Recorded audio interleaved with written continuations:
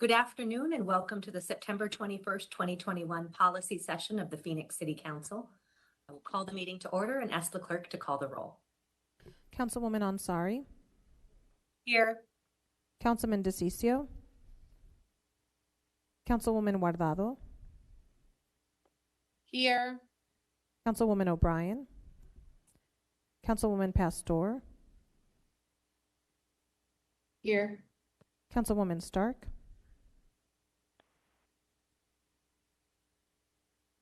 I apologize. Councilwoman Stark. Councilman Waring. Here. Vice Mayor Garcia. Here. Mayor Gallego. Here.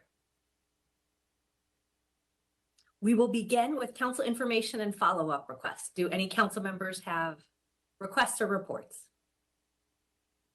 Councilwoman Ansari, followed by Councilwoman Pastor. Thank you so much, Mayor. First, I just want to wish everyone happy Hispanic Heritage Month. Last Wednesday, I kicked off celebrations with Plumaje, a great Phoenix-based organization that promotes LGBTQ+ rights, inclusivity, and history in the Spanish language.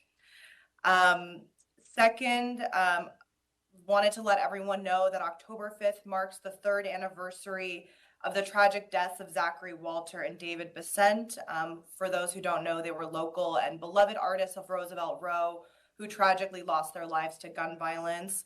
I'm grateful to have attended the unveiling of a mural that was recently installed on the side of Carly's Bistro that's commemorating Zachary's and David's lives and contributions to Roosevelt Row. I want to thank Moms Demand Action and Carly for creating the space for the community to reflect on their lives. So if you happen to be in the Roosevelt Row area, please take some time to visit. It really is a special place. Next, I wanted to move to a couple of upcoming announcements. I'm very excited. I'll be joining some community leaders in Levine this weekend, Saturday, September 25th, to participate in a community cleanup of a local park on 51st Avenue and Baseline. My team and I will be there. Lots of folks from the community will be there. So if you're interested and available, please join us. It should be a good time and great contribution to the community. I'm also excited to be partnering next week with Vice Mayor Garcia to canvass small businesses along the South Central Light Rail extension. That'll be on September 27th. So looking forward to hearing more about the construction impacts, but also to do our best to support small businesses, especially with some of the funding that we've agreed to with Arpa funds to support them through this time. And finally, I'm very excited to share that we've now had 2 meetings with the subcommittees for the electric vehicle ad hoc committee. The next full meeting will be on October 1st at 10 a.m. online. So, please do tune in if you can. We're excited that Mayor Gallego will be joining us for the meeting, and she's been working hard to call for investments at the federal level. The meeting also happens to be during Drive Electric Week, which is taking place on September 25th through October 3rd, to raise awareness of the significant benefits that choosing an electric vehicle can bring, especially for air quality for residents. So please do tune in to our social media accounts and whatnot as we'll be promoting this week as well. Thank you so much. Thank you, Councilwoman. We'll go to Councilwoman Pastor, followed by Councilwoman Guardado. Thank you. I believe if I can see it, the video is going.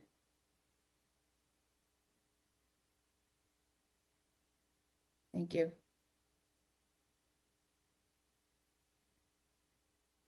I'm not sure if you have, do you have the video? The PowerPoint? Yes, Councilwoman. Okay, thank you. One moment. We're bringing it up right now. Sorry, Kate. Thank you. Or Mayor. Thank you. As you can see, it's District 4, and I'm Councilwoman Laura Pastor. On August 26th, we kicked off the bike patrols on the Grand Canal. I want to thank everyone who helped get this program off the ground, especially our bike patrol officers. Hispanic Heritage Month. My office has partnered with Tito's Handmade Vodka, the Hispanic Chamber and Chico Gallery for a series of fun videos celebrating Latinx countries with a specialty cocktail. We also are working with Mitch Menchaca on a wall mural at Park Central. And finally, we're going to end the month in celebration at the Chico Gallery. Lots of exciting times. And the Sit, Stay, and Heal. This is Cinnamon. This is the 37th newest resident at the Sit, Stay, Heal. She is feeling the love while her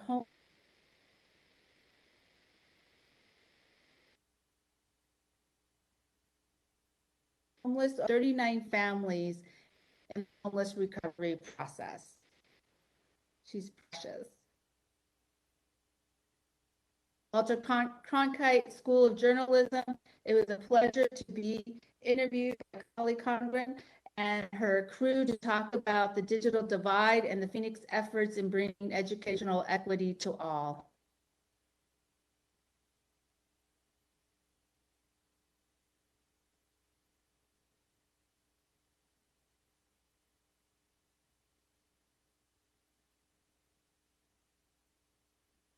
Stuck. So next slide is about a Visionary Leaders Award. I'm pleased to announce that Chief Jared Williams and Chief Kara Cockburner will be receiving the first ever Visionary Leaders Award from Humpaki Farms for being the first chiefs in the country to put in place an equine therapy program for all our first responders. And then I am having my community coffee September 29th, 2021 at 8:30. Location is Inchas Tacos on 3108 West McDowell Road. Thank you, Mayor, for allowing me to have updates. Thank you. Busy time. Councilwoman Gordado. Thank you, Mayor. Yes, I wanted to start with letting everyone know that the city continues to offer COVID-19 testing and vaccines using our 2 mobile vans. The vans change location every day to better serve the most impacted communities. This Saturday, September 25th, a mobile van will be at Palo Verde Library at 4402 North 51st Avenue, next to the Maryville Community Center. This testing and vaccination event will be from 7 a.m. to 1 p.m. For a full detailed list of upcoming mobile van sites, please visit Phoenix.gov COVID testing, and remember that no health insurance or appointments are necessary. In addition, the City of Phoenix will be offering COVID-19 testing and vaccines this Thursday from 4:30 to 8 p.m. at the American Fields of Phoenix. This event is this year's Mexican Baseball Fiesta, which we are proud to have back in Maryville for the weekend opening game. We encourage everyone who has not been vaccinated to get your shot before the game, and you will receive 2 free tickets if you get your shot right before the game.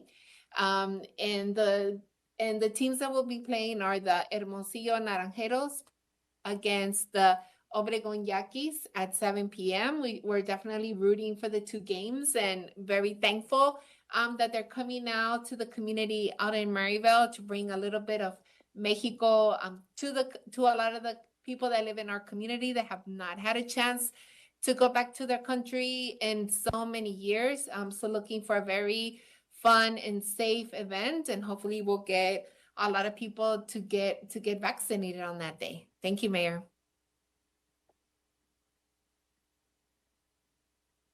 Thank you. We'll go Vice Mayor and then Councilwoman Stark. Thank you, Mayor. I want to talk a little bit. We had an event, our office had an event with this Saturday, which dealt with the community rental and utility assistance program. Our Saturday event made it clear that we as a city really don't have the capacity right now to meet the immense need.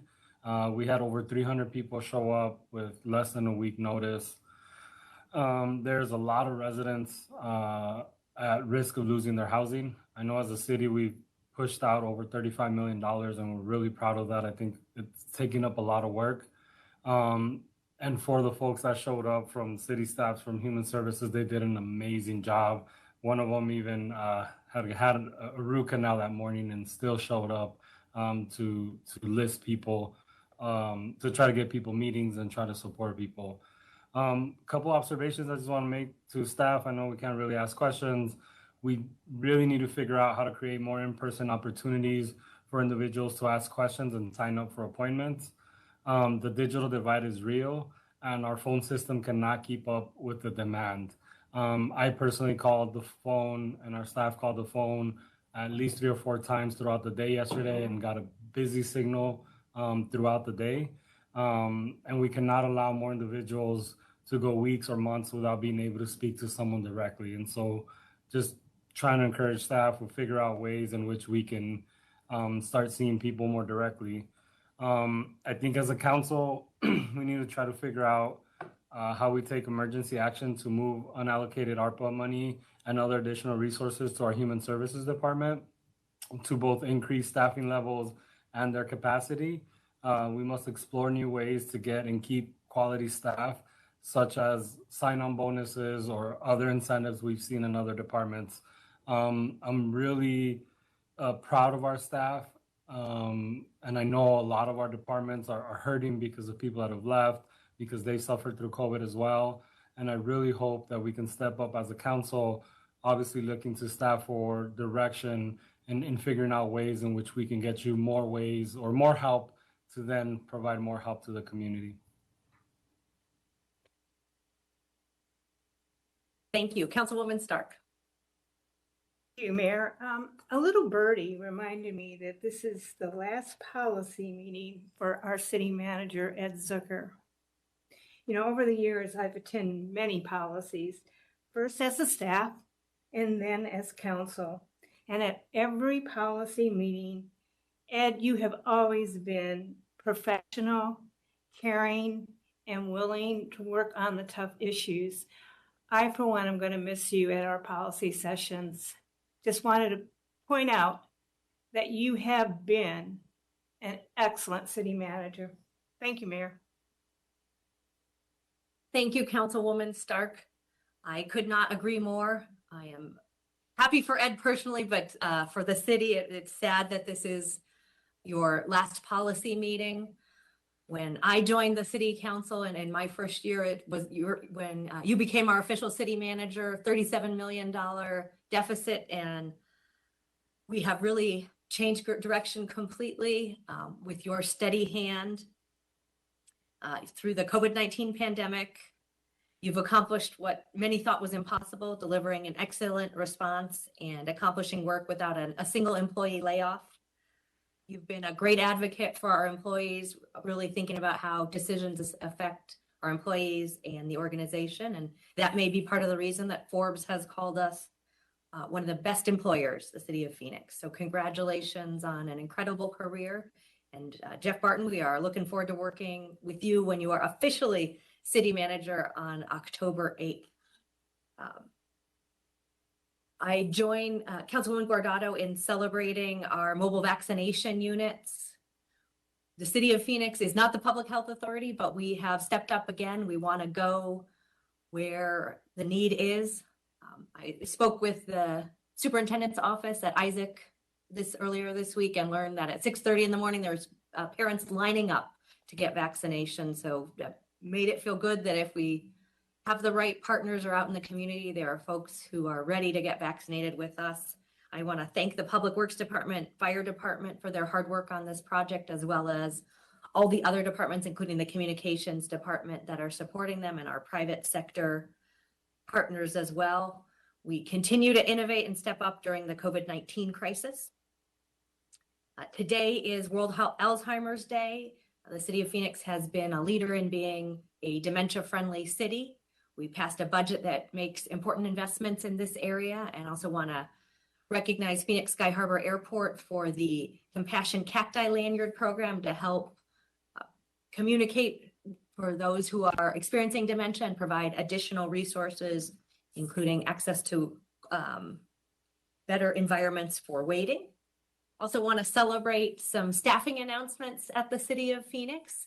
Congratulations to our new official permanent CFO, Kathleen Gitkin, as well as Steen Hambrick, our Chief Information Officer. They have been acting in those roles, but are now official, and we are excited to have them in such vital roles. The city of Phoenix has also hired our first Chief Heat Response and Mitigation Officer, David Hongela, who is an internationally recognized expert in climate and heat mitigation. And he will lead the nation's first publicly funded heat resilience office, which this council approved in our last budget. I also want to celebrate Michael Hammond, our Chief Innovation Officer. In his 15 years of service with the city in so many departments, he's been bringing innovative ideas, and now the title is official. So we continue to build a very strong team here and a lot to celebrate. Any additional council comments? In today's council meeting, we will be changing the agenda order. So we will begin with our American Rescue Plan agenda item, and then we will go to our budget item. We do not have a call for an executive session today, and I will turn to our city manager for any reports or budget updates.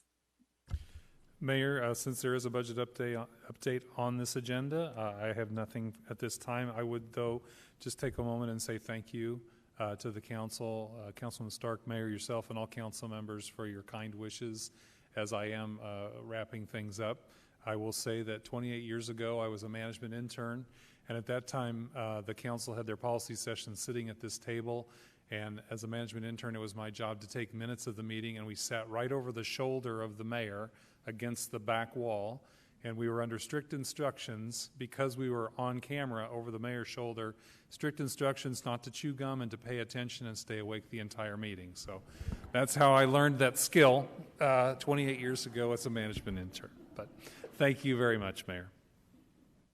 Well, thank you for all the important skills you have brought to our city. We will next go to the American Rescue Plan Act Strategic Plan Update. In partnership with our federal government, we are working to help this community get through the many challenges that we are facing. And I will turn it to Jeff Barton, our Assistant City Manager, as well as Ed Zerker, City Manager, to introduce this item. Thank you, Mayor. So this is a continuation of the June discussion of the American Rescue Plan Act funds, which we refer to as Arpa. It's not an easy task that you have to balance all the needs in the community with the resources available and our capacity to deliver them to the community. As Vice Mayor Garcia noted, we need to always make sure we have that capacity. But the council has done that, proved that last year. Your strategic use of coronavirus funds last year allowed the city to do some really important work for the community in the midst of COVID, and created, as you noted, budget capacity that allowed the council to add important resources to the city, like the CAP program, the heat office, as well as to make it possible for pay increases for city employees.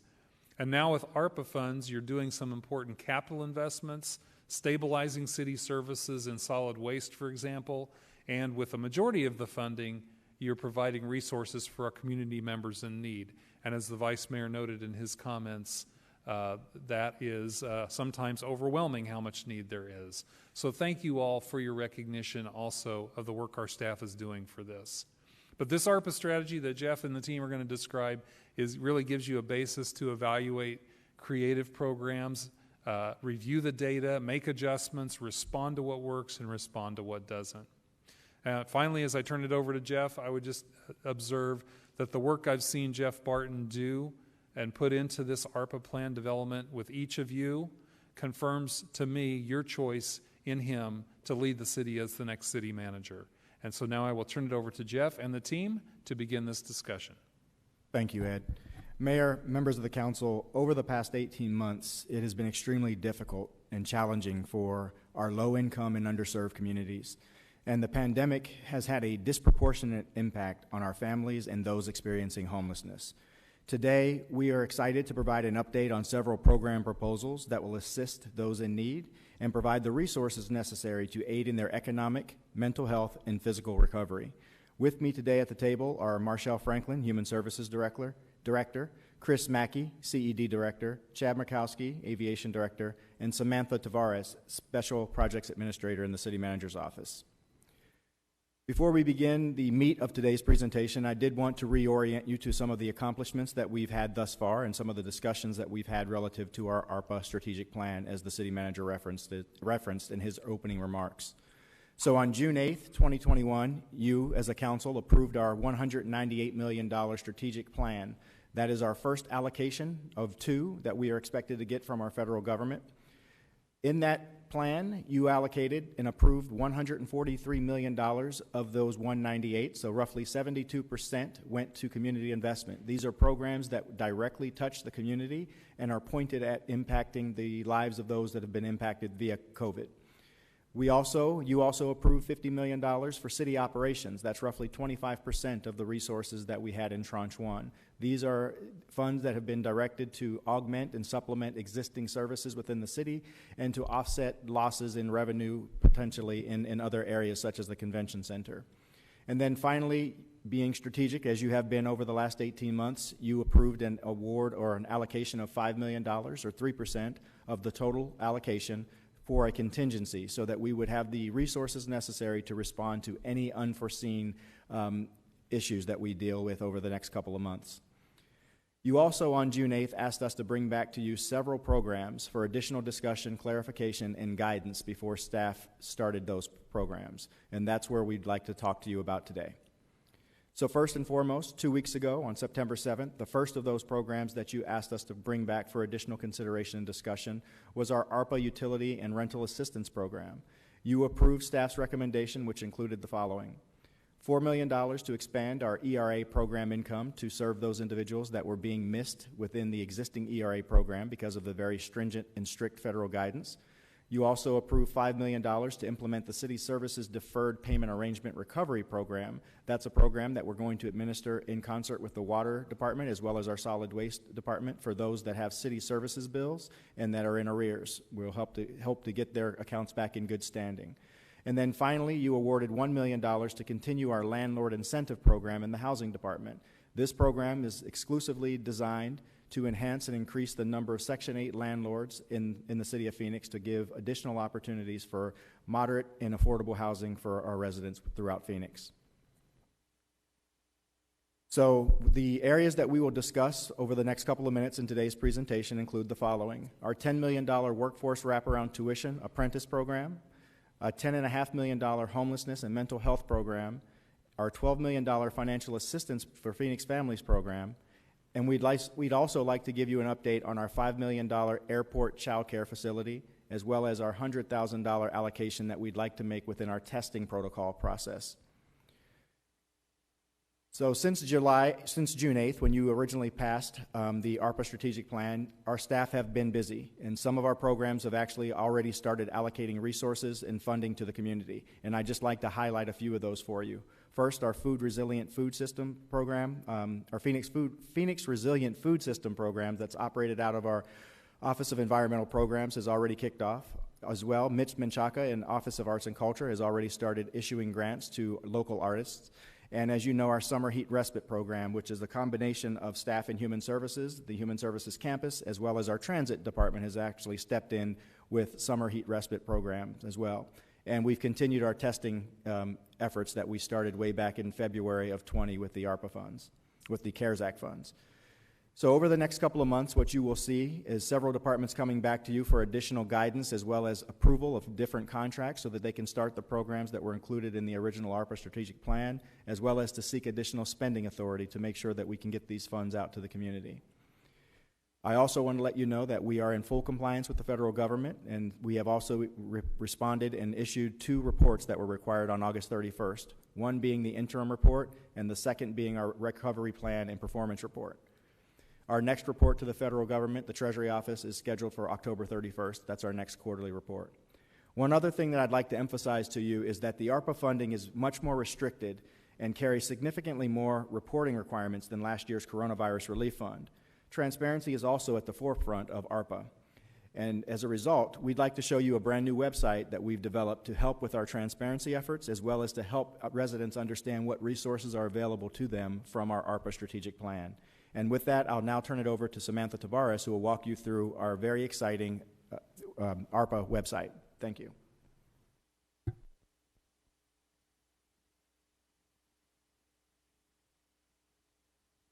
Good afternoon, Mayor and City Council. It has been an honor to work on this program and work with our departments across the city, including ITS, who helped with this website. ARPA funding is allowing us to provide services towards the intended vision of a more equitable and healthier future. It's one thing for jurisdictions to use these funds to open a door for communities, but what does it take to hold the door open? We hope the ARPA website will serve as a tool to provide transparency to the public about the ARPA programs and provide insight of how well we are doing with the distribution of funds and services. The website includes program information, budget and actuals, and soon, performance measures and corresponding website links. As mentioned, it also includes a copy of the Recovery Plan Performance Report we submitted last month. The website is now live at Phoenix.gov. I will now take you all through a short clip of the website. First is the landing page with summary information about ARPA and the city's strategic plan. Then it moves down to clickable tiles of our 3 investment focus areas. For example, once a user clicks community investment, they will see the tiles again that allows them to further drill down into the strategic plan. Once you select a tile, you will be brought to a new page and view the associated programs. This is where users will see information for specific programs, such as budget and actuals, performance measures, and other program information.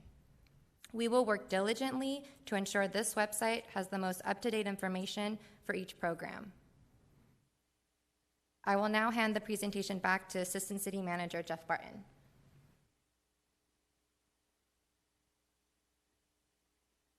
Thank you, Sam. Mayor, members of the council, now we'll get into the meat of the conversation and we'll talk to you about those items that you specifically asked us to bring back for further guidance. First and foremost will be our workforce wraparound program, which Marshall Franklin will discuss, as well as the homeless and mental health program. And then I myself will discuss with you the financial assistance program before we move into the 2 other areas of discussion for the day. Thank you. Thank you, Mr. Barton. Good afternoon, Mayor and City Council. Of the $10 million approved for workforce, staff recommends allocating $8.5 million to offer free training and education to our residents who have been impacted by the pandemic and families with young children. This training will be provided at no cost at one of the Maricopa Community Colleges or at other approved training providers, and participants enrolled in this program will receive a monthly stipend of $1,000 per month with an additional $500 per month if those participants have young children. The stipend would be for up to 26 weeks and would cover emergency expenses such as transportation, food, and child care expenses. With this program, short and long-term training will be offered in the following industries and occupations: bioscience and healthcare, financial services, information technology and cybersecurity, manufacturing, construction, early childhood education, community health services, electric vehicle technology technician programs, assistance with becoming entrepreneurs and growing small businesses, and hospitality and tourism. In addition, staff recommends allocating $1.5 million to partner with a community-based organization to expand existing workforce services with a focus on families with young children and would target those young families who are not enrolled at a Maricopa Community College. And please know, Mayor and Council, it is our intent that the workforce development model outlined today will be the foundation in which our city can build a world-class workforce program that transforms the lives of Phoenix residents. For homelessness and mental health, Council approved $10.5 million, of which staff proposes allocating $1.5 million to contract with a local nonprofit for a pilot outreach program for individuals experiencing homelessness along the Salt River Project canals as well as other areas throughout our city. This would also include a Phoenix Works program, which will pay those same individuals to conduct cleanups and landscaping duties throughout our city. This program is similar to the City of Glendale Works program, as well as the City of Scottsdale Works program.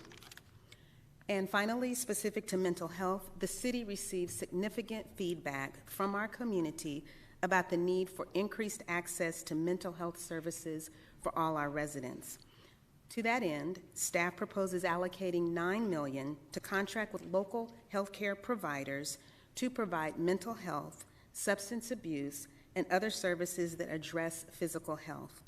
This also would include using community-based outreach teams to connect our residents to these services. We propose using heat maps to determine where in the city is the greatest need for these services, and would also want to ensure that screening residents for Medicare eligibility, which in Arizona is access, and assist with applying for benefits. And I will now turn the presentation back to Assistant City Manager Barton. Thank you, Marshall.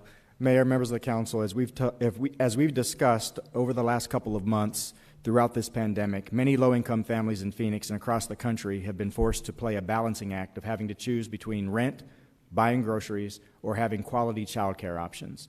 In addition to the financial hardship felt by these families, the pandemic has also exacerbated other household and family conditions. Based on recent studies, it's clear that COVID-19 has had negative effects on young children and the overall well-being of Phoenix families. Based on one national study, approximately 40% of parents who responded suggested that at least one of their children, age 5 or older, had fell behind academically.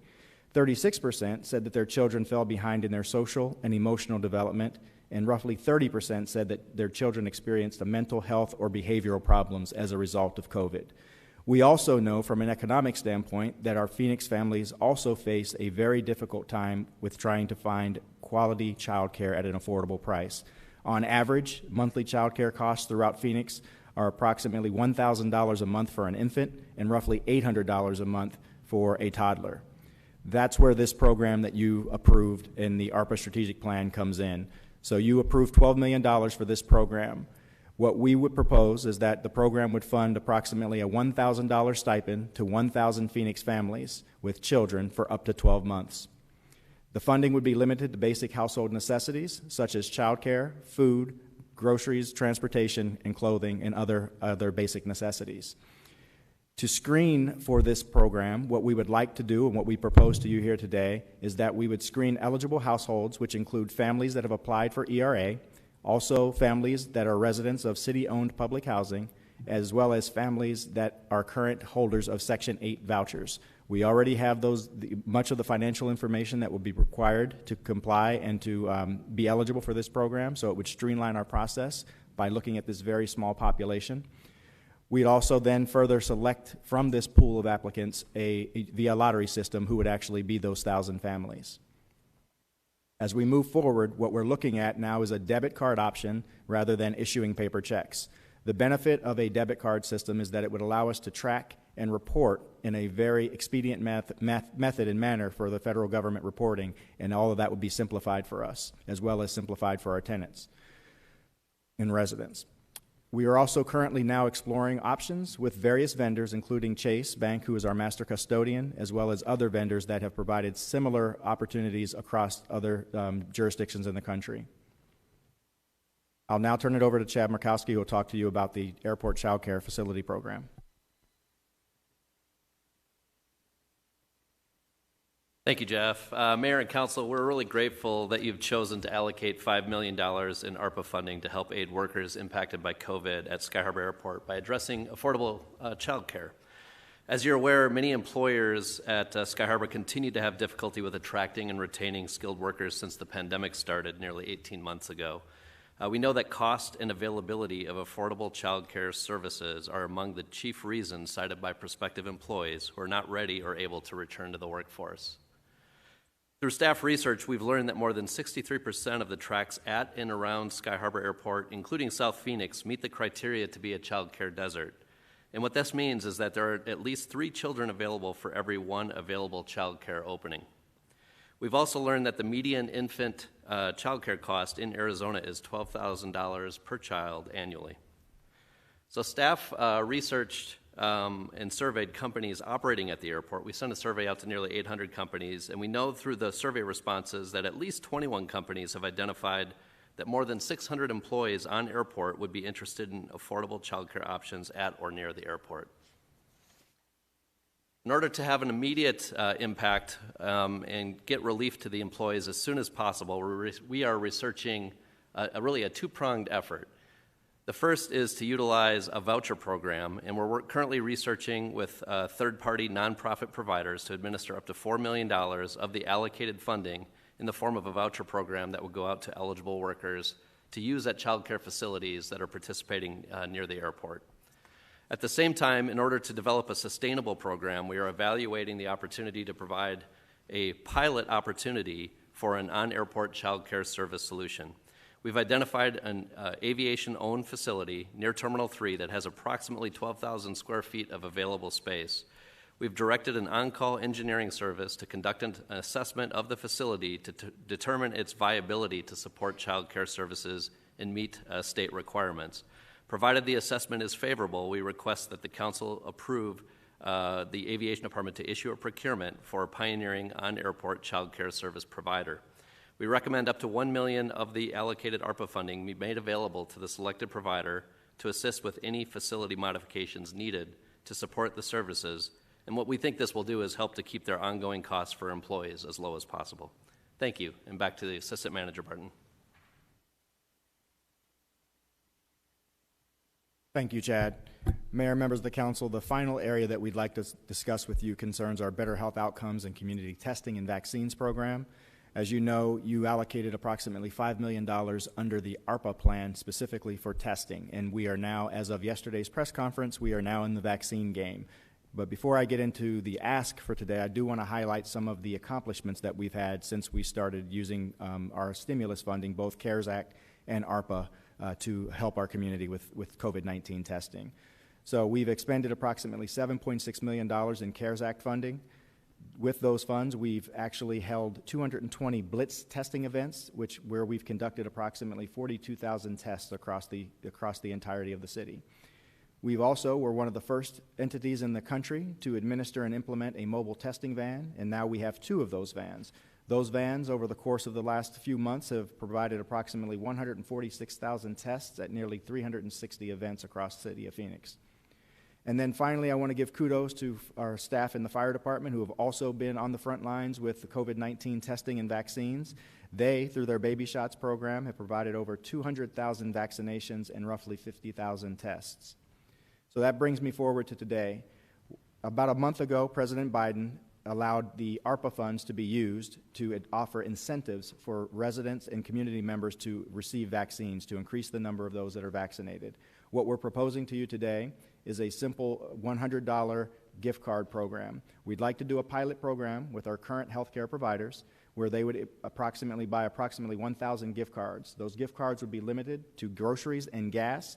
Those partners have been fabulous to work with, and they've also worked with local nonprofits to get additional donations in the form of food boxes and backpacks for our kids. So what we would like to do over the next couple of months, see how these 1,000 gift cards incentivize the number of individuals being vaccinated in our underserved communities. If in fact we do see an uptick in the number of vaccinations, we would come back to council and ask for additional resources to continue that program. If we don't, then we would stop there. That's the benefit of this. We'd use the data to make and drive our decisions. So in summary, we did throw a lot at you today, so I want to walk you through our recommendations. So first and foremost, we're recommending that we allocate $10 million that you've already approved to our workforce program in the form of $8.5 million for training and education assistance and a $1.5 million allocation for a partnership with a community-based organization. We'd also recommend that the $10.5 million homelessness and mental health program be constituted as a $9 million contract with local health care providers, and $1.5 million of that going to nonprofits for an additional pilot program that is emphasizing homelessness.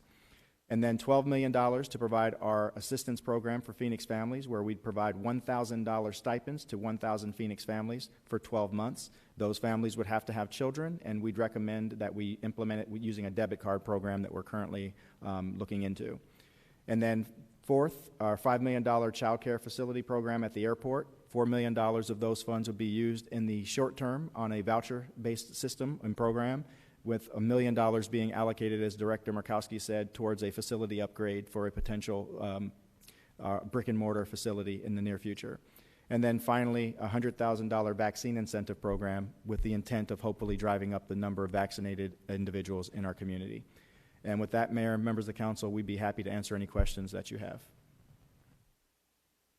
Wonderful. Thank you so much, Vice Mayor. Thank you, Mayor, and thank you, Jeff, Marshall, and everyone else who presented. This is amazing work. The proposal for workforce program speaks to a lot of the conversations that we've been having in District 8. People need the support to go back to school, get trained, and we are really excited and happy to support that program that I think, and like it said, it's going to have multi-generational impact. On the mental health and behavioral health, it's definitely a need, and I'm glad we're addressing it. I think what we've heard is that it needs to be culturally appropriate and affordable, as free as possible, mental health, behavioral health services. We've all been suffering through this pandemic, and it's imperative that we provide support both for the physical and mental well-being of all residents of Phoenix. I do have some questions or I wouldn't call them concerns around the SRP pilot. I know you mentioned that Glendale did something similar. I do have some concerns about the current outreach that we're currently doing with people without shelter, and making sure that we're careful as we do this program to do it right when we're heading out to the canals. But one of the biggest concerns, and I guess the question to Jeff or someone else, is this program being partnered with some of our housing, or figuring out how we get transitional housing for folks? Or just, can you explain a little bit more of how it works? Because it sounds like, we're going to go support and figure out how we can help people who are currently in the canals and employ them and maybe have them be the ones who are cleaning. But how are they also being connected to some of the other resources we might have, and specifically for housing? So Mayor Gallego and Vice Mayor Garcia, thank you, for the question so that we can add some additional points around what's being proposed. So from an outreach perspective, the focus would be, as individuals are being engaged, finding out what their needs are. So if needs is transitional housing, if needs maybe something, if you will, as simple as an ID, to be able to receive whatever benefits, if it needs to be enrolling in some services, if it means some mental health or substance abuse assistance, the goal would be to meet the need of the individual, which then moves them to some type of self-sustainability. So it would be comprehensive based upon the need of the individual. And then as we talk about this Phoenix Works program, which is similar to Glendale and to Scottsdale, it would be for anyone who's experiencing homelessness. Our focus would be, if we could, because we want to make sure, to the point that we know Mayor and yourself and others at the council have driven home to us, that we have to make sure that we have some outcomes that are measurable and that we're truly moving the needle. So the thought is that we figure out how we can, if you will, look at a defined population of individuals, put some performance metrics in place, and then be able to determine if the program has yielded the benefits that we would hope. Those would be things we would want to refine, and as our Assistant City Manager said, in this particular case, would want to come back to Mayor and Council to receive authorization to enter into a contract, and we would ensure that those types of mechanisms and specifics around the program and outcomes would be included in those contracts that will come forth for your approval. Thank you for explaining that a little bit more. My last point is on the financial assistance plan. Really excited. I think this is definitely something we need. We see in a lot of cities across the country doing this direct assistance. I'm glad that we'll be joining them and giving money directly to folks, that it's not just for rent or utilities, but if they do have childcare needs, if they do have, they have to get medicine, whatever it is, I think people know best what their needs are, and excited to be moving forward or supporting that program. Mayor, I don't know if there's a motion that needs to be made to this, but I'd be happy to motion to approve staff recommendation if that's appropriate now. And Vice Mayor, if you are willing, I would like to suggest we do 3 motions. One will be for the Maricopa Community College programs of the workforce. One will be for financial assistance for families, and one will be for the remainder of staff recommendation. So perhaps it would be easiest to maybe begin with the Maricopa County Community College $8.5 million so that the poor folks taking the minutes don't. Okay. So Mayor, may I ask a I'm clarifying? sorry, no, let's begin. So I think so that most people can participate, begin with motion to approve all of staff's recommendation, holding out the community colleges and financial assistance for families. Okay. So motion to approve staff recommendation, holding out the community college and the financial assistance. Second. Thank you. And for just, we will go to everyone for comments, but do any of my colleagues have feedback? Does that motion meet everyone's needs? Mayor, can I ask a question here? So that it went one way and then it kind of got reversed. So I'm sorry, this is not the workforce wraparound. So this program would include the $1.5 million of program funds to partner with a community-based organization to expand the existing suite of workforce services. It would not include the $8.5 million for the community colleges. Okay. Okay, and it includes, I'm sorry, I was trying to follow along. I obviously didn't do a good job. Okay. And it does not include the stipends, or it does include the stipends?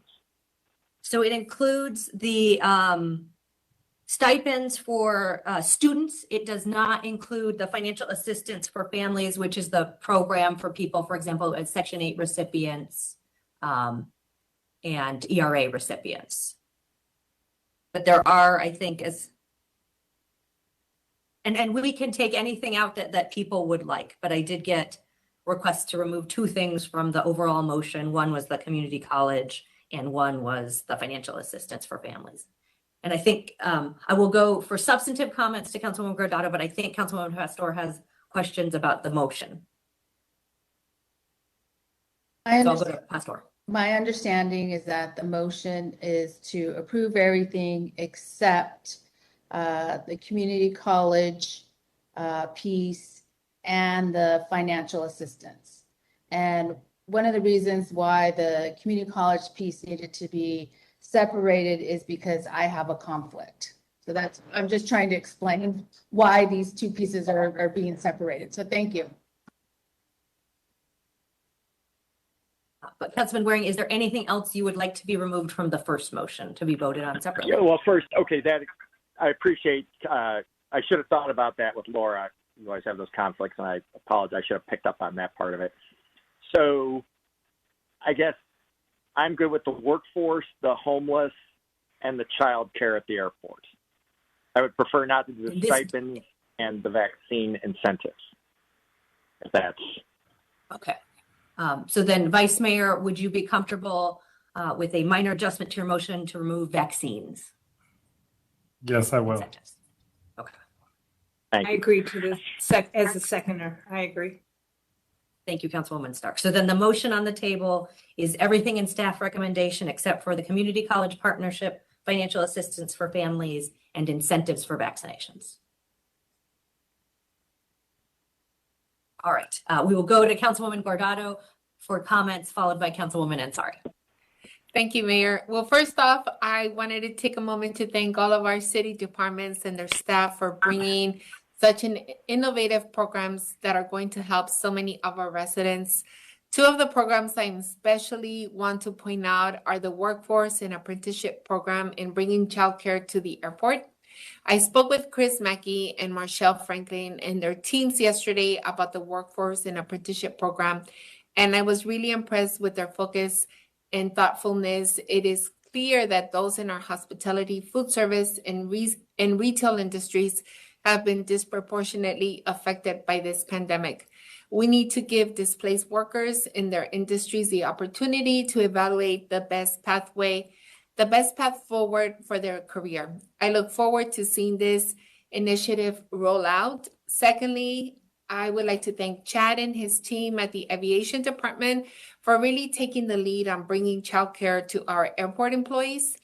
This was a proposal we talked about at the beginning of the year, and since then, folks at Aviation have been hard at work trying to put together a program. I am very excited to hear about the conversations with our counterparts at LAX and other airports, but I am also confident that Phoenix will create a program that provides the model for the rest of the country and bringing affordable, accessible childcare to airport workers.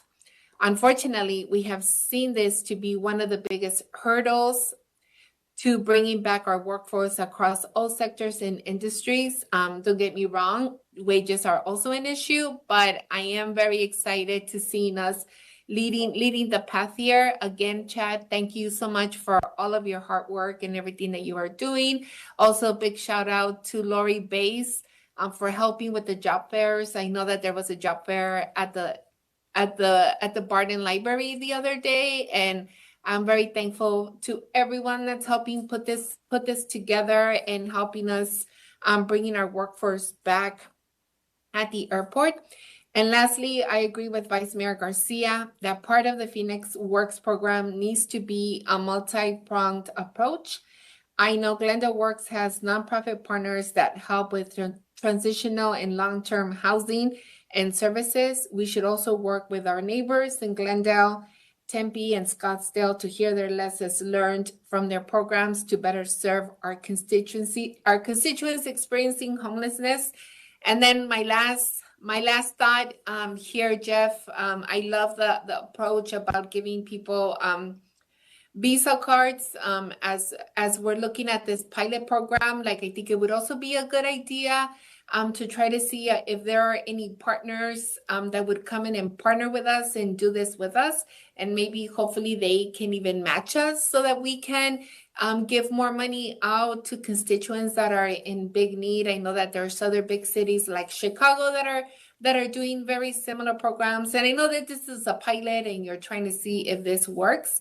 But I would love for us to entertain a conversation, at least with Chicago, to see how is it that they're doing and how is it that they're able to give more this type of assistance out to their constituents. And with that, again, thank you so much, everyone, for all of your hard work. Thank you, Mayor. Thank you. We'll go next to Councilwoman Ansari, followed by Councilwoman Pastor. Thank you so much, Mayor. I also want to echo what everyone else is saying. This is absolutely incredible, especially on the website. I'll kick it off there. I think it's really great that residents will be able to see how these really once-in-a-lifetime funds are being spent. A couple of comments, and I do have some questions. Firstly, regarding the workforce wraparound tuition and apprenticeship program, I really just want to applaud city staff for leveraging funds here to address multiple areas of need at the same time, especially through the two generation approach. I know back at the early stages of this conversation, Jeff and I talked about this wraparound service element because I had heard from community college students about just the barriers that they face, and just sometimes, you know, $1,000 worth of additional expenses can be the barrier between somebody choosing to go to school or not. So I'm very excited about this. I think it'll go a long way to cover expenses like transit, like childcare, and happy to see that there is an additional $500 a month for families and for those individuals who have children. I think it'll make a very significant impact. Just excited to track the progress of this program. I really like the 4 or 5 areas of that we are focusing on this time, whether it's hospitality, small businesses, EV technicians. Ultimately, I hope that we can look at this program, build upon it, see what lessons learned there are, and build it out into a Phoenix Promise program with next year's ARPA funds. But we'll get to that. We'll get to that later. I also wanted to also compliment the financial assistance for Phoenix Families program. I think the debit card approach is really fantastic and will give us better data and better tools to be able to make data-driven decisions next year when deciding where to spend our funds. In regards to the mental health support, I'm just curious as to how some of the local healthcare providers will be chosen. I did read that we'll be using a heat map to sort of identify areas of biggest need.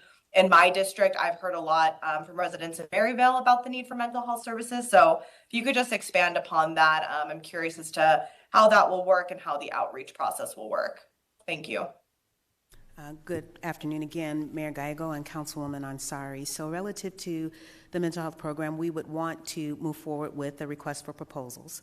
So we would want to seek entities that have expertise in delivering these types of services, whether it's mental health, whether it's substance abuse, really looking, as many of us know, around the social determinants of health. So what are the things that you're looking at holistically that can ensure that we create healthy and vibrant communities, which means that folks that live there need to have the appropriate health and mental health and substance abuse and all of those treatment options. So the thought would be to RFP that out. As a part of potentially the RFP process, we could say that we would want to ensure that whomever would propose ensures that they either have diverse and culturally relevant outreach teams, or to the Vice Mayor's point, or we could say that we would carve that piece out and you'd have maybe a provider or providers that would be responsible for delivering the behavioral health, the mental health, the substance abuse services, would work in partnership then with whatever community-based outreach teams. But our goal that we would want at the end of the day from the RFP would be a seamless opportunity for our residents to determine what are the actual needs, then provide those services to them, and then be able, to your point, to track, are we getting the right outcomes that we think we want to have out of this, and who has the expertise to do all of that. Again, whether it's pieces or it's one particular entity, we would want to go through an RFP process, again, with the focus that it needs to be seamless with all those components for our residents. Okay, wonderful, thank you.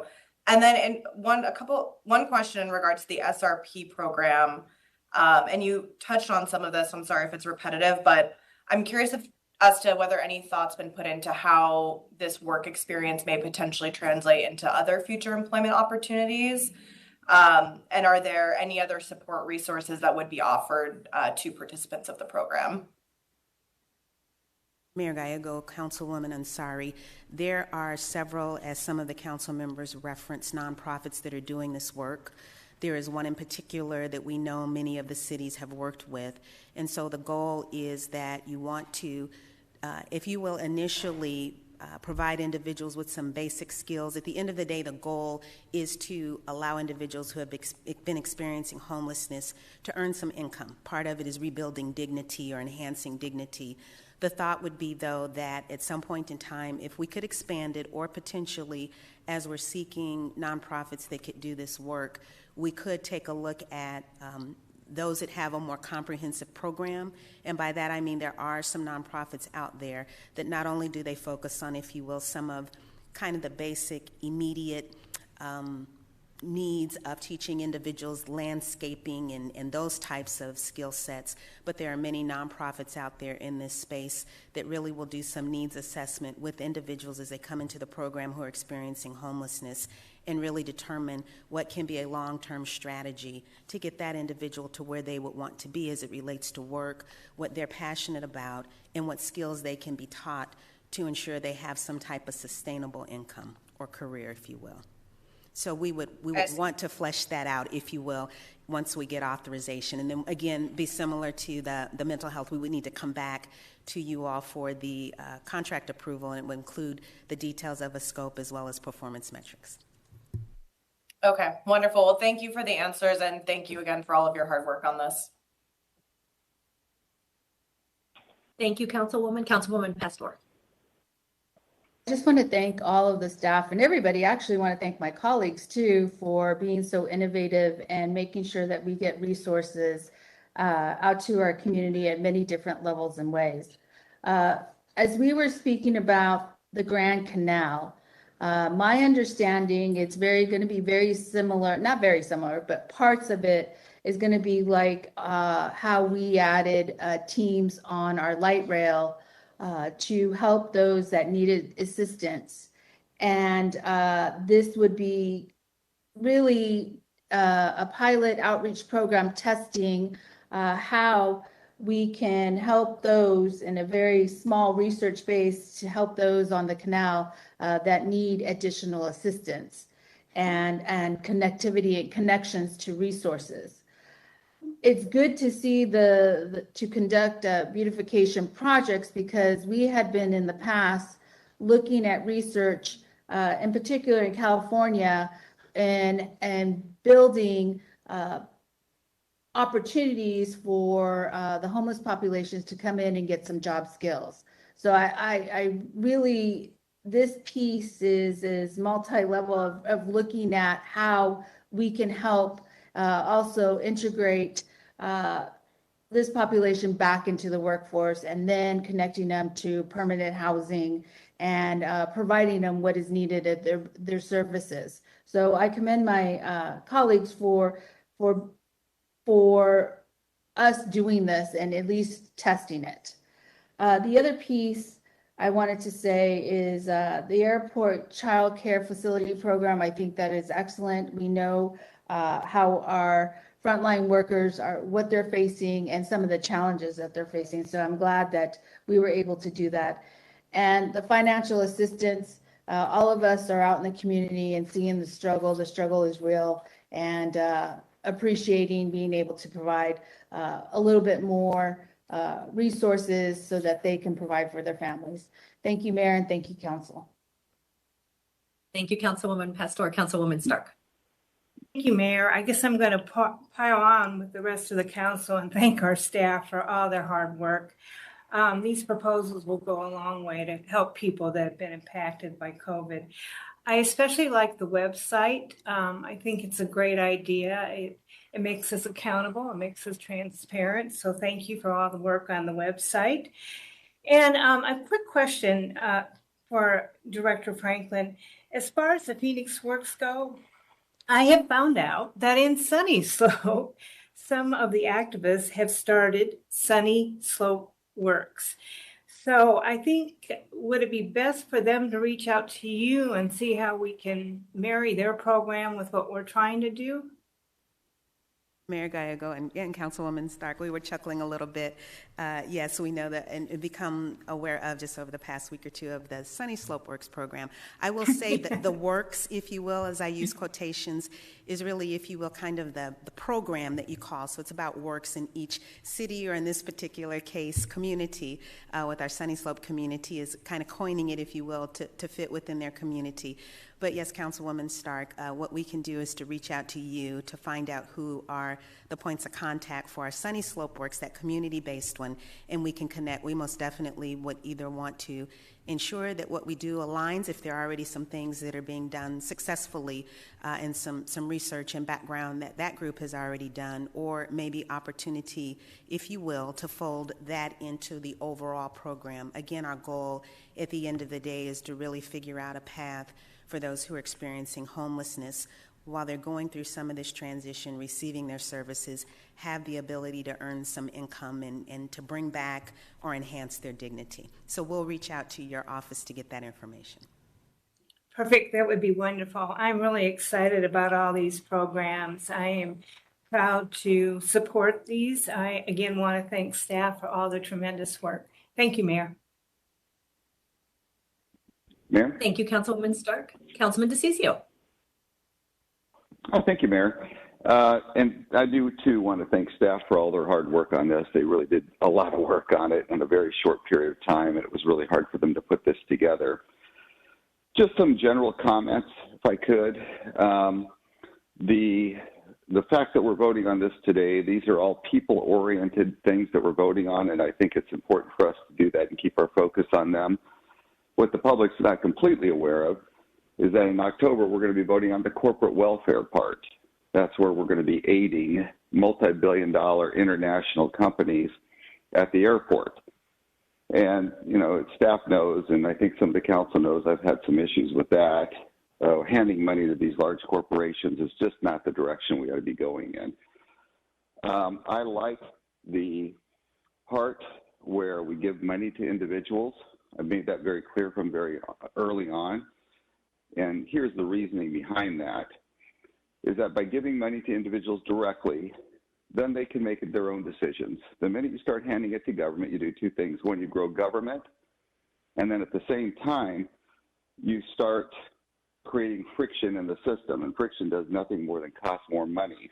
so you can get more money out to people and let them make their own decisions.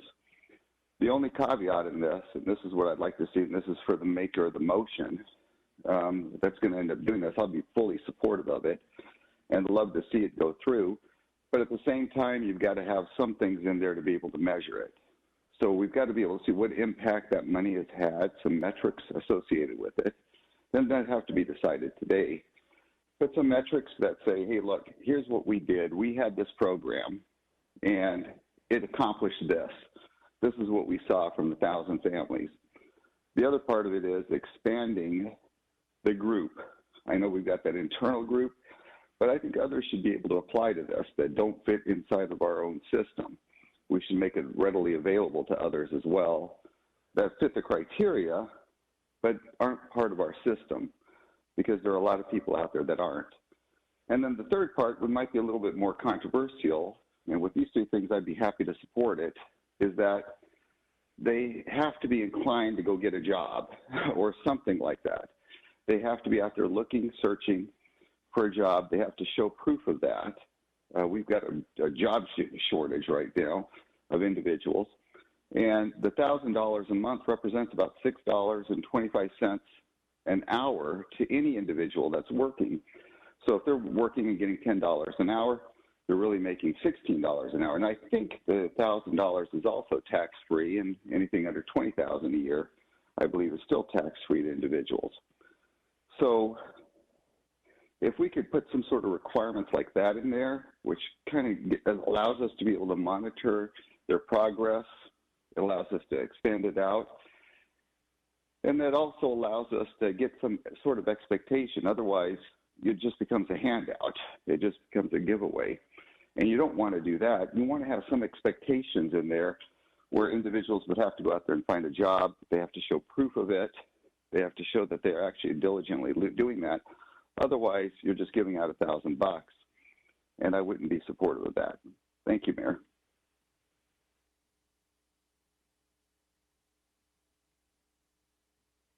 Thank you, Councilman DeCiccio. Any additional council member comments?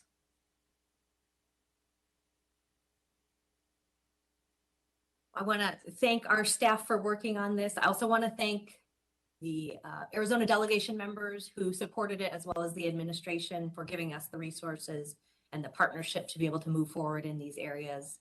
We can do so much good with the ARPA dollars, and we're really trying to meet our community needs. There's a lot of work that went into this, and I want to particularly focus on what we're doing for kids.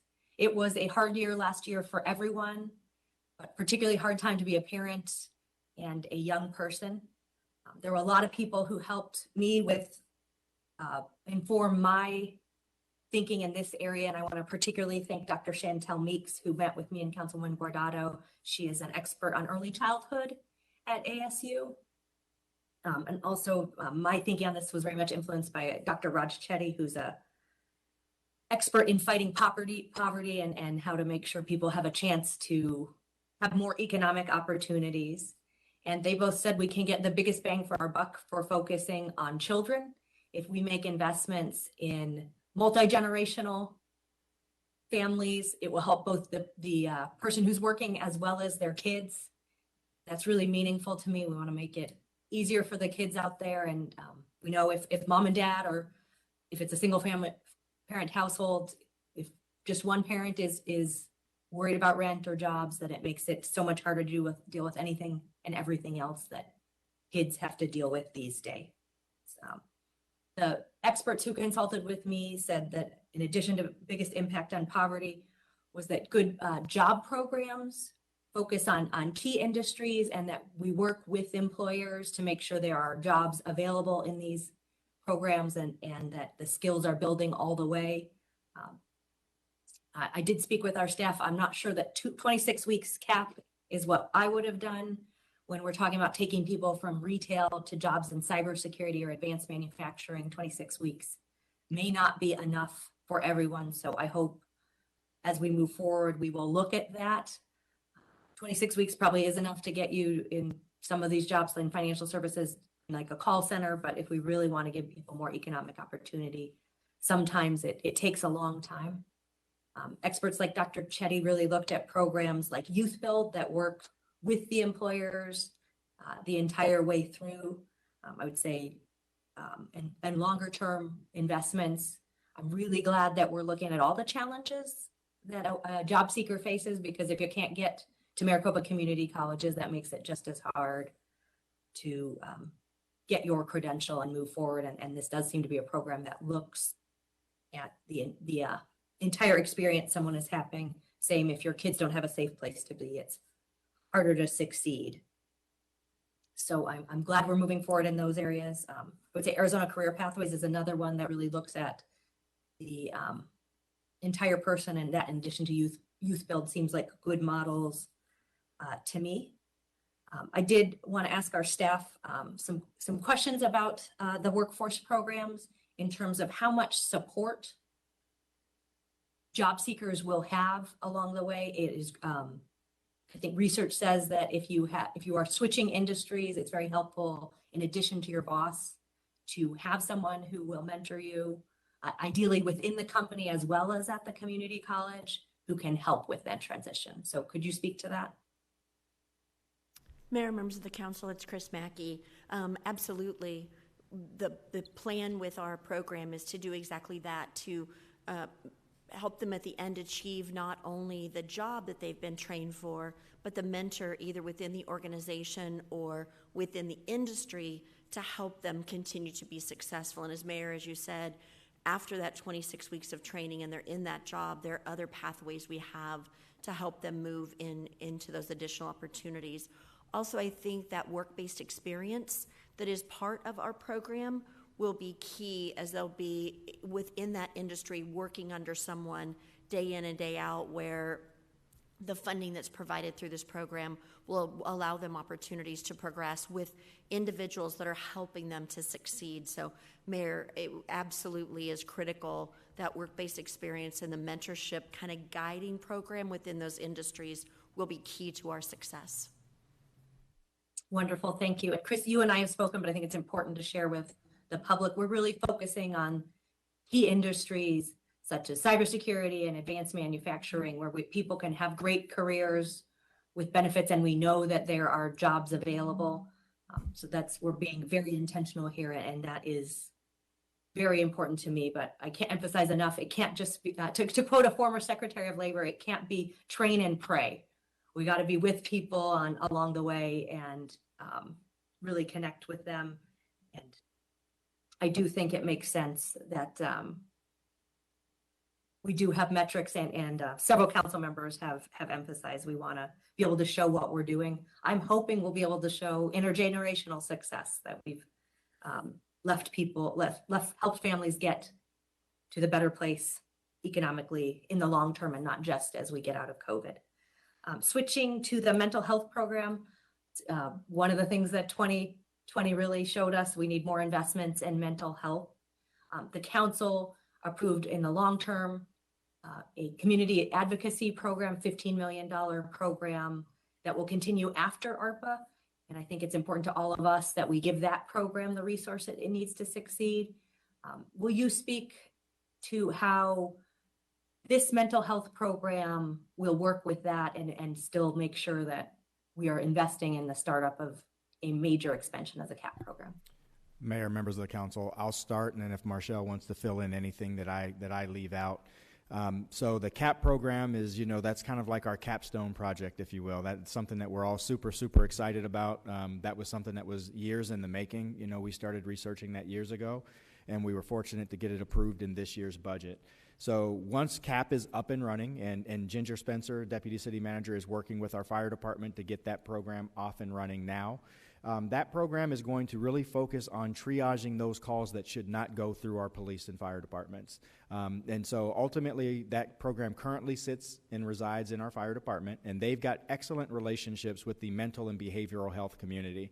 So I think the thing I want to say and stress here is that those programs are not designed to compete with one another. Those programs are designed to supplement and augment one another.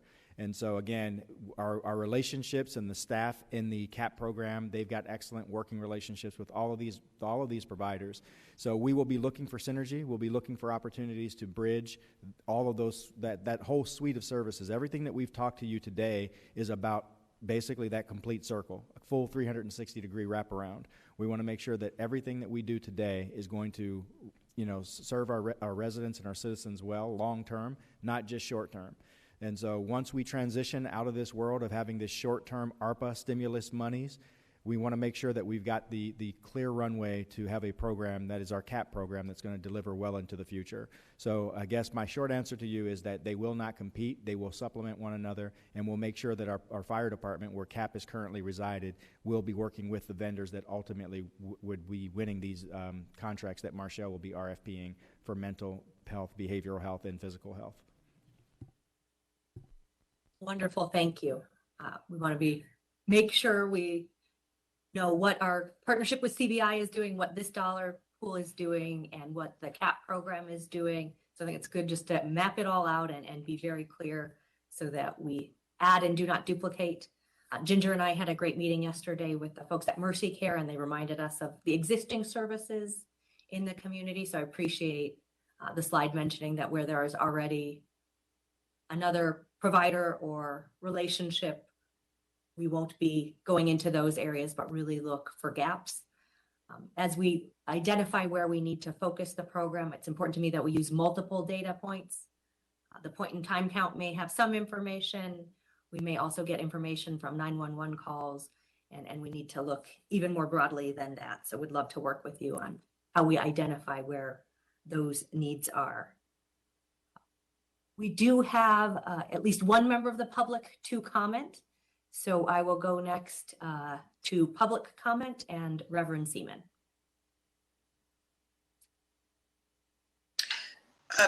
Good afternoon, Madam Mayor and City Council members, staff. I am the Reverend Martha Seaman, President of the Valley Interfaith Project. I spoke at your June meeting on Arizona Career Pathways. We are optimistic about the direction the city is taking on the issue of workforce development, and we certainly look forward to working with you into the future. Thank you. Thank you, Reverend. For our staff, do we have any other members of the public who wish to comment? No, we do not. Wonderful, thank you. Any additional council member comments? Okay, so the motion on the table from the Vice Mayor is to approve staff recommendation holding out our partnerships with the community colleges and the financial assistance for families and the incentives for vaccination. The Vice Mayor, thank you for nodding. Roll call on the Vice Mayor's motion. Ansari. Yes. DeCiccio. Yes. Guardado. Yes. Pastor. Yes. Stark. Yes. Waring. Yes. Garcia. Yes. Gallego. Passes 8-0. And next, Vice Mayor, would you entertain a motion to approve the vaccination incentives and the family assistance program? So motion to approve the financial assistance program and the $100,000 for vaccine incentives. Second. Motion and a second. Any comments or questions? Roll call. Ansari. Yes. DeCiccio. No. Guardado. Yes. Pastor.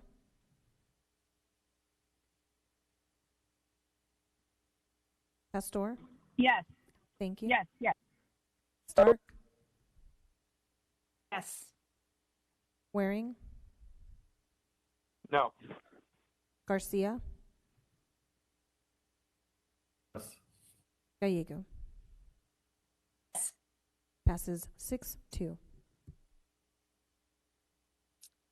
And then would entertain a motion to approve our partnerships with Maricopa Community College on workforce development.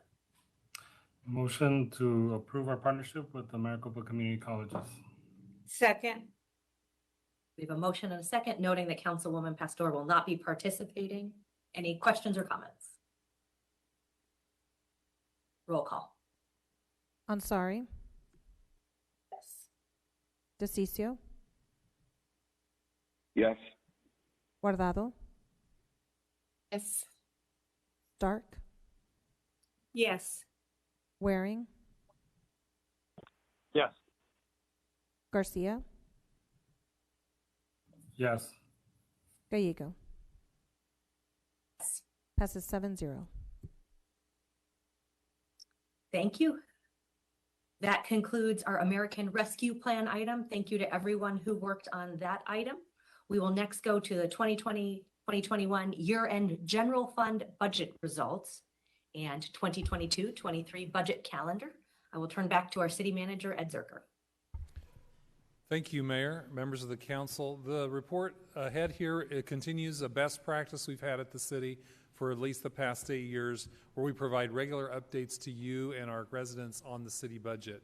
It's continued positive news about the efforts you undertook last year in the middle of the pandemic to preserve city resources and strategically use the coronavirus relief funds. This provided resources to assure ongoing city services and well-deserved compensation increases for our critical public service employees. There are challenges ahead, which we'll discuss, such as pension obligations and capital facility needs that we have to continue working on, but by identifying them early, we have always been able to address them successfully. So thank you for your leadership, and thanks to Jeff, Amber, Budget and Research, and the entire city budget team for continuing to pay attention to the fundamentals of our financial position. And with that, I'll turn it over to Amber Williamson. All right, thank you, Ed. Mayor, members of the council, I am pleased to be here today to present to you our 2021 general fund budget results. We have good news to share. Today I'll be going over our resources, which ended the year $27.9 million above forecast, our expenditures $4.9 million below the forecast, and our ending balance $32.8 million above forecast. I'll also be talking a bit about challenges we're going to be facing as we move forward, next steps including updating our Fund Phoenix tool, and then finally requesting council action today to adopt the 22-23 budget calendar. So there's two components that make up our general fund ending balance. The first is resources. Our 2021 general fund resources ended the year, represented by the green bar, at $1,613.5 million. This was $27.9 million, or a variance of 1.8% more than the estimate represented by the blue bar. Our general fund resources include our beginning fund balance, our revenues, and net transfers in and out of the general fund. The second component to our fund balance is our general fund expenditures, the cost of providing programs and services to the community. Our general fund expenditures ended 2021 at $1,337.9 million. This represents a variance of only $4.9 million, or 0.4% under the estimate. So when we take our resources less our expenditures, we arrive at our general fund ending balance of $275.6 million. This ending balance was $32.8 million more than the estimate. It does include the $121 million in coronavirus relief funds that the council approved to offset public safety salaries in the general fund. It was also then used to free up general fund resources that was then incorporated in the 21-22 adopted budget. And it will be used moving forward, the fund balance, to pay for all the programs and service additions that were included in the budget, as well as the employee compensation increases through the next 2 years. So now I'm going to talk about some challenges we're going to be facing ahead with the budget. If you recall last February when I presented the general fund 5-year forecast, I discussed anticipated increases in pension costs for public safety. What the chart on the screen shows is actuals going back to 15-16 for public safety pension costs. The red bar is the fire pension costs, and the blue bars represent police pension expense. You can see that upward trend. As we get to the 21-22 budget, through the forecast horizon of 25-26, we are anticipating increases anywhere from $65 to $85 million over that forecast period. We will be updating this pension forecast when we receive the June 30th, 2021 actuarial valuation in December, and I'll be incorporating that into the 5-year forecast I bring to Council scheduled for February. Some other challenges we'll be facing with the budget include increasing costs for replacing and protecting our information technology assets. This includes not only replacing IT systems with the best technology the city can afford, but also protecting against cybersecurity threats. We also know we have increasing costs for city facilities and vehicles. In addition, we're purchasing the 100 West Washington building. We're going to have to incorporate ongoing operating expenses for the building into the budget. We also know, per the Fleet Services Division of Public Works, we have a general fund vehicle backlog of roughly $160 million. So we'll be looking to potentially identify additional resources to help with that backlog. We also need to ensure that we're adequately funding our city trust funds. We are statutorily and actuarially required to ensure our city trust funds are solvent. This includes funds such as workers' compensation, health care, as well as the self-insurance reserve. Expenses have been going up, and we anticipate that to continue next year. We also know that the community wants more expanded and new services, particularly in the council priority areas of affordable housing and homelessness. We want to ensure we have resources to meet that demand. We also want to ensure we can offer competitive and fair employee compensation. We are in the first year of a 2-year labor contract. However, just a year from December, we'll start negotiating again with our labor groups. We want to ensure that we have resources available to offer good employee compensation packages going forward. And then finally, forecasting revenue. COVID-19 has presented significant challenges with trying to accurately predict our revenue streams.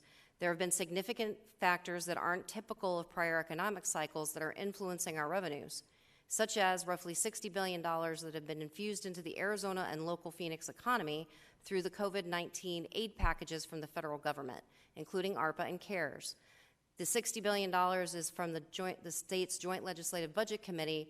We're absolutely seeing an influence on the revenue. The challenge is determining, as that aid diminishes, what will be the impact to our growth rates. So it's more important than ever that we rely on our trusted partners, such as the U of A. We look at what the economists are saying from ASU, as well as the state's Finance Advisory Committee.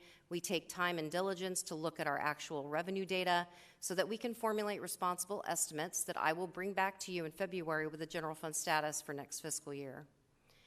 Speaking of revenue, the 2020 census will have a negative impact on our state shared revenues. I'm sure you all heard Phoenix's population is growing fastest in the country as a result of the census. However, our relative population share is going to decrease by 1%. This is what is used to calculate our state shared revenue collections. Our state shared revenues include sales tax, income tax, and vehicle license taxes, and we are estimating a decrease to our general fund revenues of anywhere from 15 to 17 million annually. That will take effect in the current fiscal year. So my staff will be incorporating that into the revised revenue estimates. So next steps. Right now, my staff is working with all city departments on the annual salary and benefit projection review.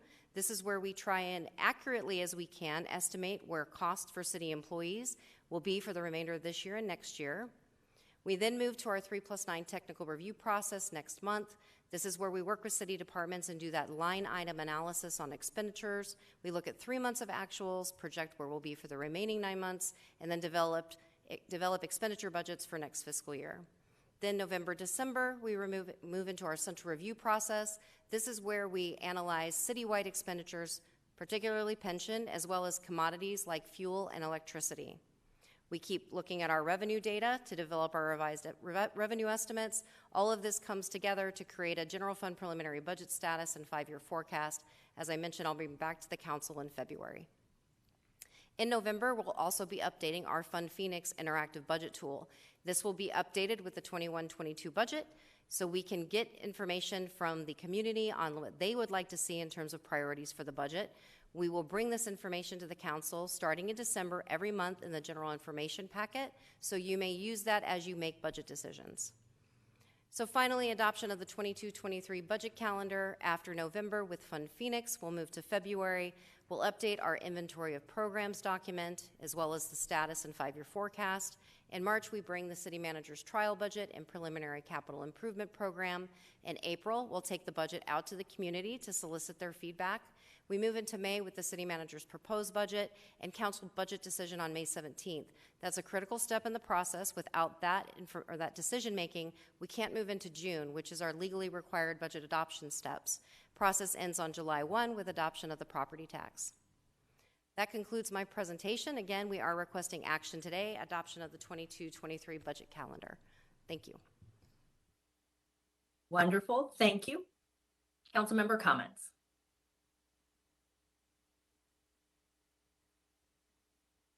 Vice Mayor. Motion to approve the budget calendar? I'll second. Wonderful. We have a motion and a second. Any council member comments? Mayor, can I say something? Thank you, Amber. So, absolutely, Councilman Waring. Thank you.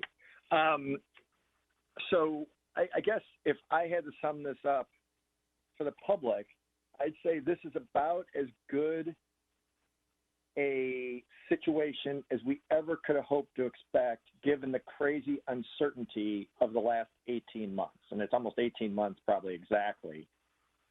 Is that a fair statement? Mayor, members of the council, Councilman Waring, that's accurate. I would say that Phoenix has done remarkably well through the COVID-19 pandemic. I think it demonstrates that our economic fundamentals in Phoenix are strong. We have a very diverse business sector now. We have good economic variables that are coming in. Unemployment's coming down. We're seeing net migration go up. But I think that a lot of this is attributable to the leadership of the council, as well as Ed and Jeff, on how they navigated through the pandemic and best utilized that federal aid from CARES as well as Arpa. So in short, to answer your question, this is good news.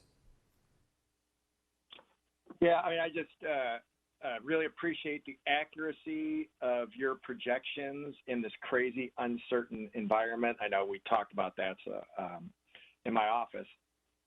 It's really remarkable, particularly given that, you know, when I started on the council years ago, we weren't particularly accurate. And now to see how close you are in this time of incredible uncertainty, it's really much appreciated by me. I'm sure everybody on the council, but just speaking for myself, I don't even know how you did it, but congratulations on that. And thank you. Thank you, Councilman. Councilwoman Ansari. Thank you, Mayor. Yeah, I also want to, echo what Councilman Waring said. I think I'm obviously new to this, but I remember in some of my early conversations with the mayor, her sharing stories about when she started on council and how painful it was to have to, decide what programs were cut because we were not in a similar situation. And I just personally feel very lucky to have come in to a budget where we were able to add parks for our district and start these really new innovative programs like the Office of Heat Response and Mitigation and the Crisis Assistance Program. And of course, Arpa is allowing us to do these truly once in a generation or implement once in a generation programs and policies. So I guess just thank you to the staff for making it so easy for me as a new councilwoman to be part of such an exciting time for the city of Phoenix. Thank you. Thank you. Additional comments? Amber, Jeff, and team, thank you for your hard work, Ed, in this area. We are in a strong fiscal position thanks to a lot of teamwork and strategic thinking. It does give us the ability to make new investments, which is important as we provide more services to fight homelessness, deploy body cameras in the police department, and make some really important investments in transforming our economy, investing in our infrastructure. So this is definitely an important time for the city. As Amber alluded to, though, there is a little bit more uncertainty than usual, and there is some changes at the state level that we will continue to watch, as well as some increasing costs on the horizon. So we're going to continue to work together and look forward to supporting the adoption of the budget calendar so that we can already begin the process for the next year. So thank you all who are working on this. With that, we will have a roll call on the Vice Mayor's motion to approve the calendar. Ansari, Yes. DeCiccio, Yes. Guardado, Yes. Pastor, Pastor, Yes. thank you. Stark, Yes. Yes. Waring, Yes. Garcia, Yes. Gallego. Yes. Passes 8-0. Thank you all. Thanks everyone for the hard work. Exciting investments on the horizon. That is our final agendized item for today's policy session. We are adjourned.